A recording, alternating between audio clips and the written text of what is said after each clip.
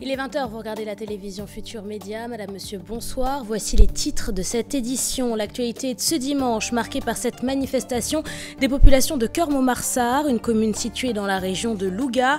Sur place, les habitants dénoncent des conditions de vie difficiles et menacent de boycotter les élections législatives. En tournée dans la ville de Saint-Louis, le candidat Maître El Hadj Diouf accuse les autorités de vouloir reporter les élections. La tête de liste de la coalition L'Héral menace. Si la situation dégénère, le gouvernement sera l'unique responsable. Dans cette édition, retour sur les propos du député sortant. Dans le département de Pikine, les militants de la coalition présidentielle ne sont pas tous d'accord sur la stratégie à adopter pour une victoire le 30 juillet prochain. Le coordonnateur de la coalition à Mbao s'est démarqué de la majorité des membres de la coalition, ce qui semble présager une division dans le département. Comme chaque soir, durant la campagne électorale, retrouvez nos rubriques spéciales élections législatives. Ce soir, la candidate Sorna Diarra Cissé sera l'invitée de la chronique Moi député. Dans la campagne 2, nous irons à la rencontre des proches du candidat Pape Diallo, plus connu sous le nom de Zatormbaye. Et puis Sénégalais Lambda et Campagne donnera la parole à un technicien en environnement. Au futur député, Hassan Diagne demande des solutions urgentes pour faire face au réchauffement climatique. Voilà pour les titres de cette édition. Restez avec nous. Le développement, c'est dans une poignée de secondes.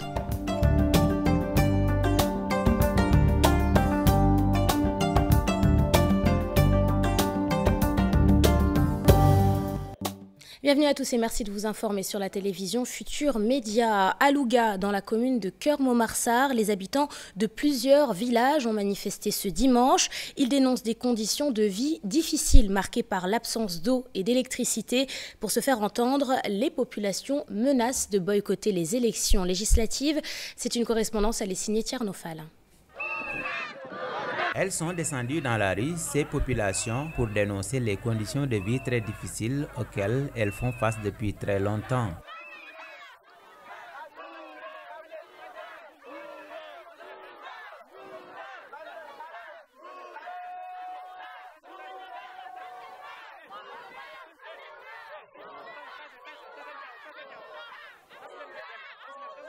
Aujourd'hui, leur principale préoccupation est l'absence d'électricité dans leur village.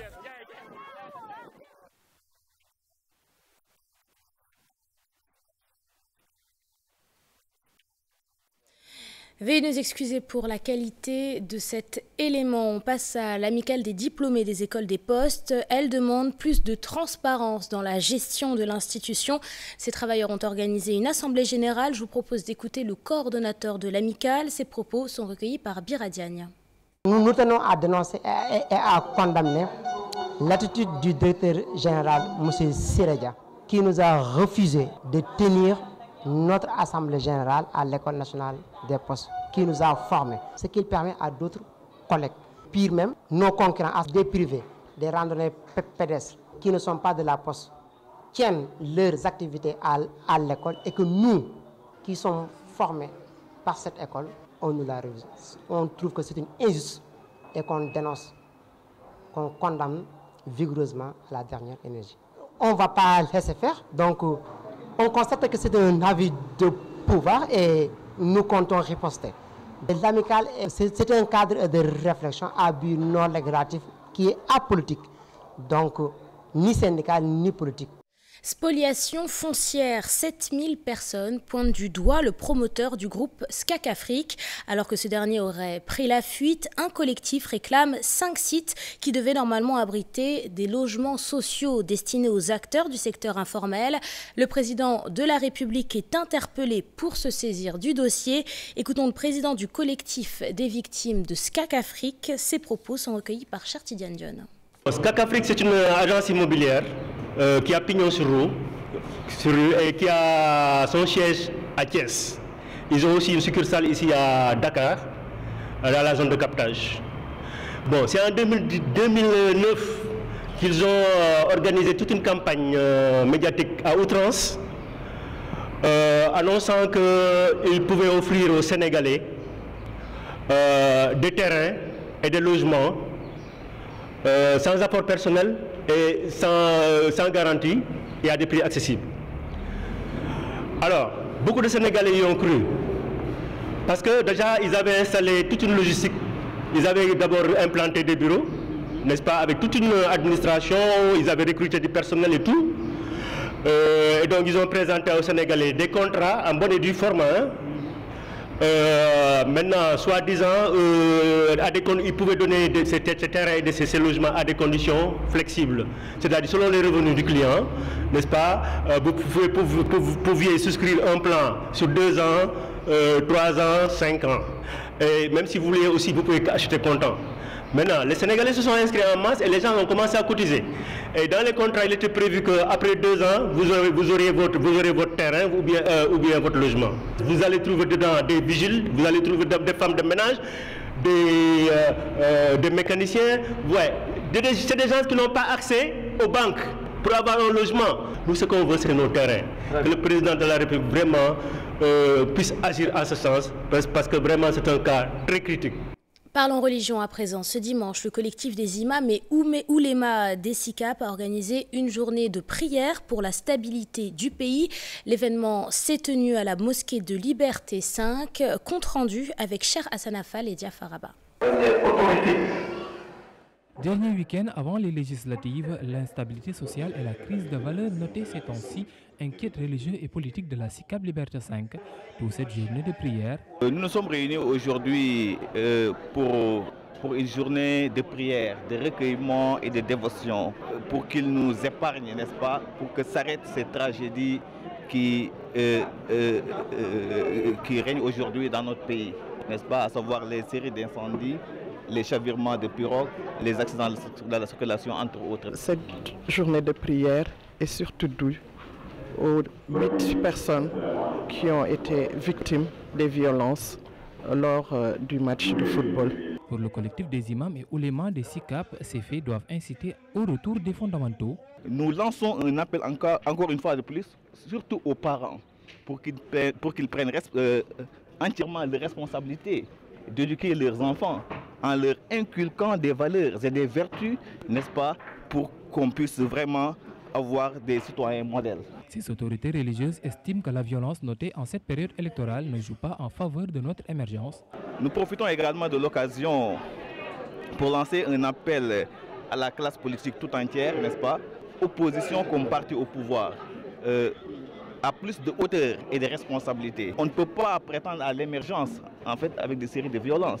Donc nous lançons un appel à toute la classe politique, vraiment pour qu'il y ait vraiment stabilité et paix, n'est-ce pas, dans notre pays. Les imams et oulémas des SICAP regroupés autour de ce collectif veulent, à travers leurs prières, apaiser toutes les tensions qui règnent dans le pays. Ils appellent aussi un retour aux valeurs fondamentaux pour un avenir meilleur.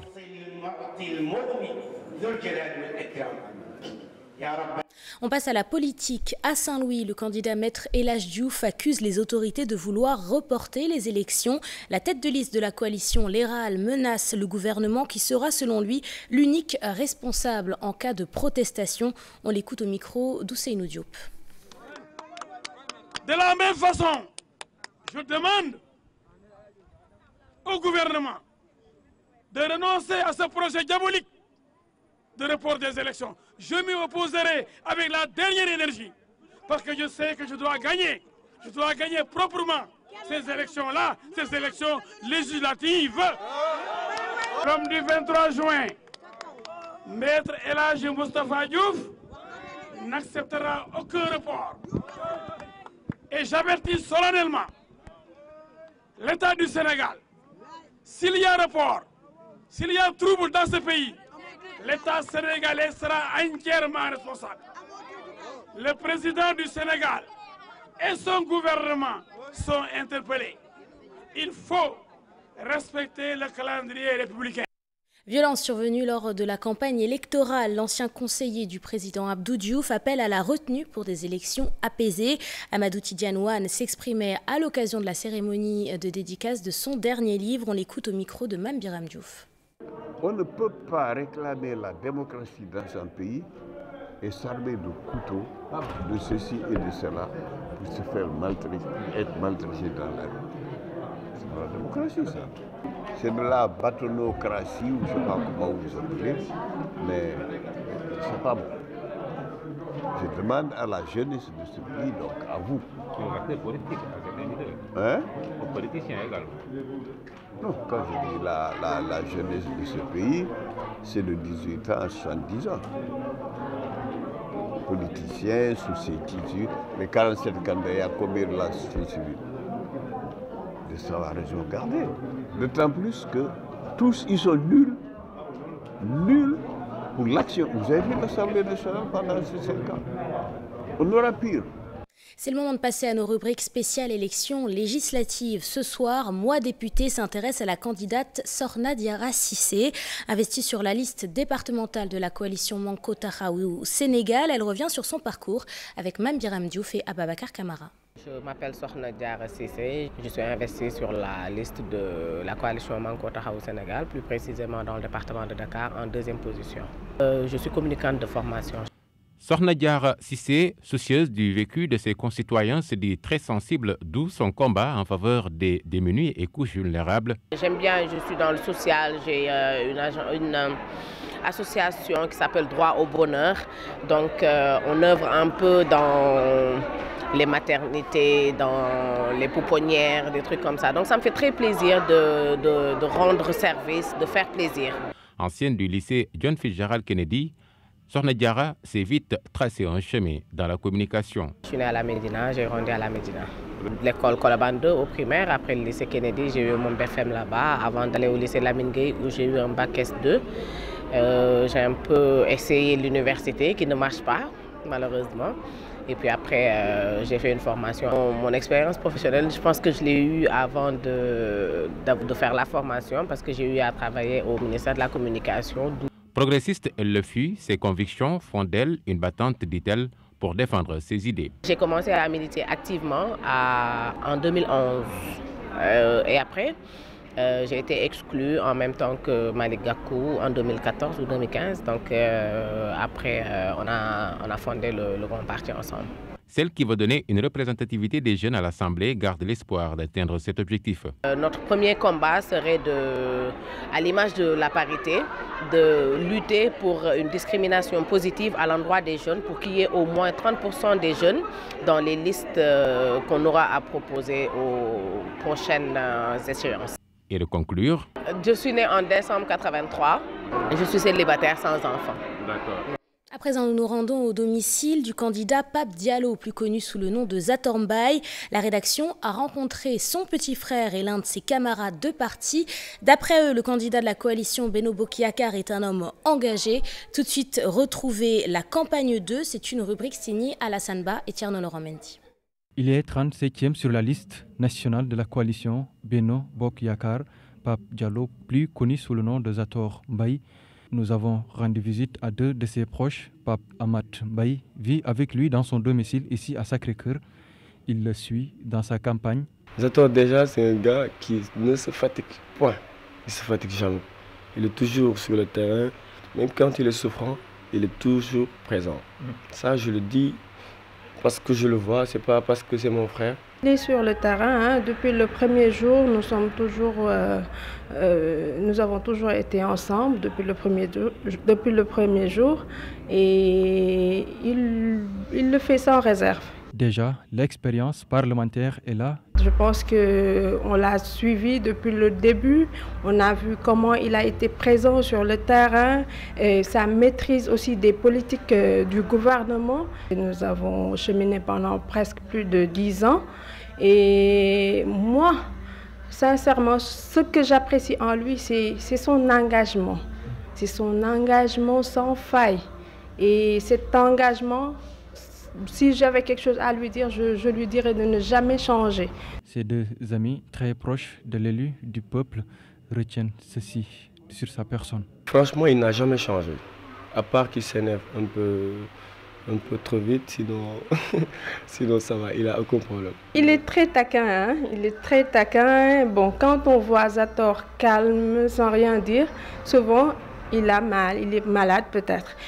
Dans la rubrique sénégalais lambda et campagne, la rédaction donne ce soir la parole à un technicien en environnement. Alors qu'il exerce son métier depuis des années, Assane Diagne espère que les prochains députés se préoccuperont davantage de la question environnementale.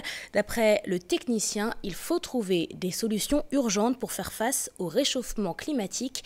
Maïmouna Ndiaye et Younous Diatta l'ont rencontré. 47 listes vision commune.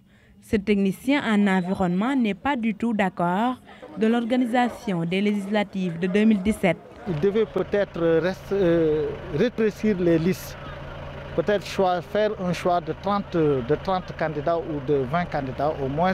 Ça serait plus prolifique et plus bénéfique pour la population.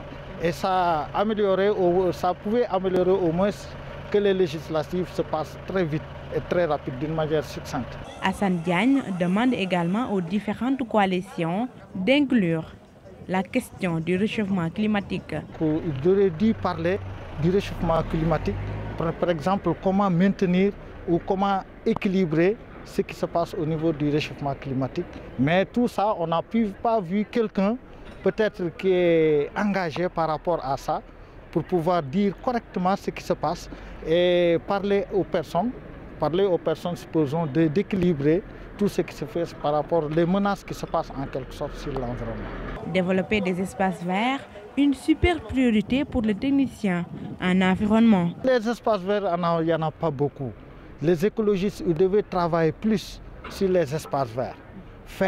C'est-à-dire développer les espaces verts au niveau de l'habitat, au niveau de toute la population. Supposons les jardins publics, tout ce qui se passe. Aujourd'hui, on a vu qu'il n'y a pas d'aménagement dans les jardins publics. Les jardins publics ne sont pas aménagés. Ainsi, solution sera vite trouvée pour ces nombreux techniciens qui chôment. Je vous le disais en titre, à Pikine, risque de division au sein de la coalition Benno Bokk Yakaar à l'origine de la situation. Indifférent sur la stratégie à adopter pour une victoire le 30 juillet prochain, le coordonnateur de la coalition Ambao s'est démarqué de la majorité des autres militants de la coalition. Une information sur laquelle nous reviendrons dans nos prochaines éditions. Allez, on passe à la culture à présent. La rédaction s'intéresse aujourd'hui au film documentaire sur la vie et l'œuvre de Cheikh Moussa Cissé, plus connu sous le nom de Ndiamé Darou.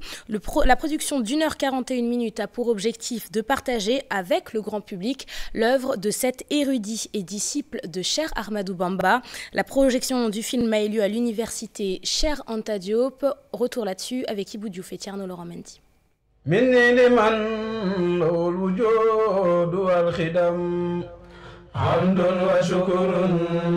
Un film documentaire pour partager avec le grand public. Revenir sur la vie et l'œuvre de Cheikh Moussa Cissé, plus connu sous le nom de Ndiamé Darou. Notre objectif, c'est juste qu'on voudrait que les gens connaissent qui est Cheikh Moussa, mais surtout ce qu'il a fait de sa vie et son appel consistait en quoi. C'est cela qui nous préoccupe plus. Nous sommes des musulmans, nous sommes des mourides et nous sommes des talibés de Cheikh Moussa, qui lui a vécu dans le soufisme du début à la fin.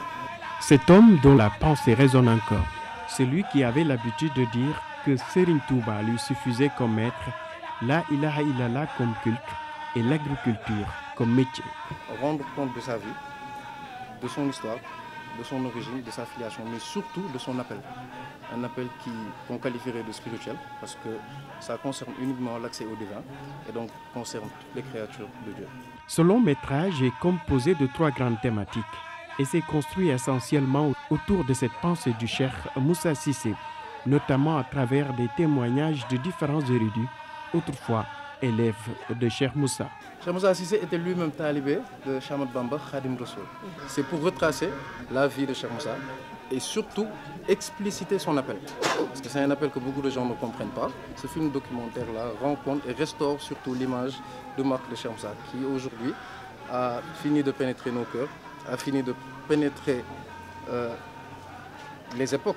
Et donc c'est sûr et certain que sa renommée il fait partie des plus grands soufis, maîtres soufis de ce monde. L'université Cheikh Anta Diop de Dakar a servi de cadre pour retracer la vie et l'œuvre de Cheikh Moussa Cissé. L'héritage spirituel du Cheikh permet au grand public de profiter de ses enseignements religieux et de sa grandeur spirituelle.